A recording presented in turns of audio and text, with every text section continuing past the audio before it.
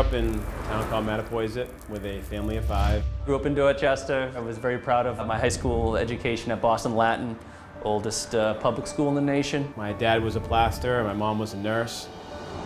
My dad was a cranberry grower, and it's a 24-hour-a-day, 7-day-a-week job. I used to bag the cranberries and go around and sell them. The work ethic that they instilled in us kids was huge. One summer, I was probably 12, 13. My dad said, "What are you doing for the summer?" I said, "I don't know, I'll look for a job at some point." He would leave in the morning, I'd still be sleeping.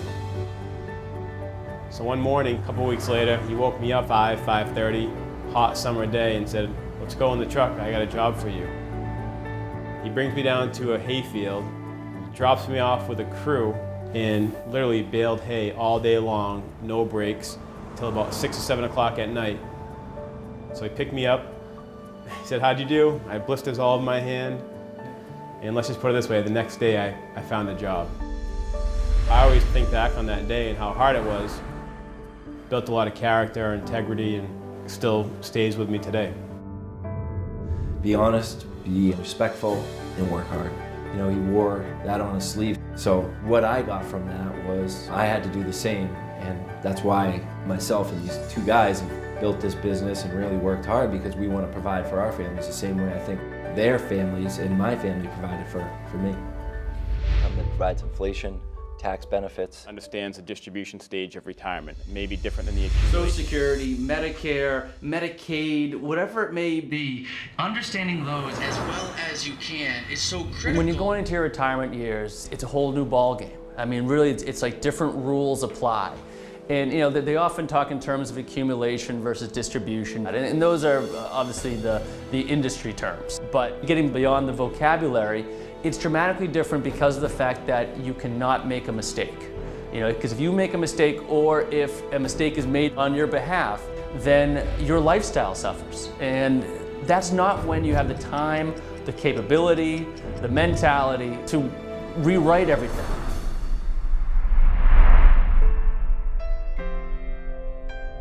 2001, my last semester of college, and I was interning at a major financial firm in Western Massachusetts. The company did a lot of managed money in the stock market, maybe a little bit too heavily weighted to the stock market, because the people they were working with were getting ready to retire.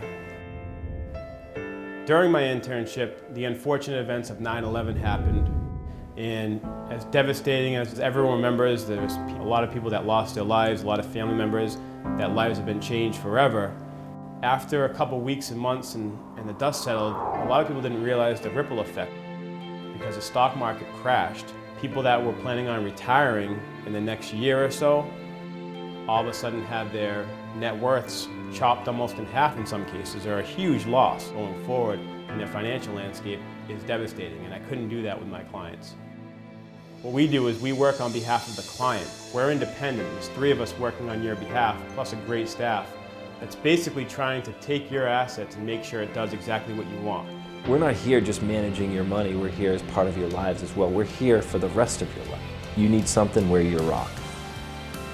When we started out, and then 2 years into the business, going independent was a huge launching point, because at that point in time we could pull the best programs, the best strategies from all of the companies, rather than just spouting out one company line and one company policy. So when you're able to shop around and get the best ones available, you're able to build the best plan for the client. You've worked your whole life to get to this point. You deserve to do the things you want to do, travel, see your grandkids, have the lifestyle that you're accustomed to.